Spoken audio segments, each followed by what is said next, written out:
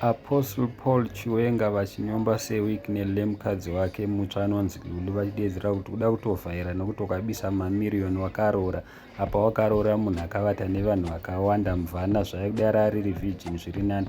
Hi guys, welcome to Zim Celebrity TV. If you are new to this channel, please subscribe, but if you are a returning subscriber, welcome back. Terai munzo zvataurwa naChiwenga zvakaoma. Izvekuisa paFacebook mapikicha makapfeka hembe dzakafanana nemakeke tanga tichiroora iwo chiroora gwereveshe rina makokwe matoto enjiva muri kutengeserana. The standards have been lowered because of besiegement. Look at you. You are spreading these images of your bride price program on social media. What exactly were you paying all this money for?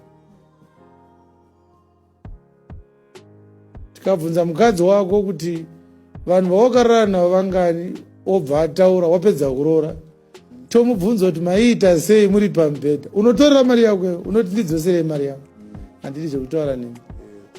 Kutora munhu atambudzwa zvake nenyika yese ndo wauri kubvisira mari, unopenga.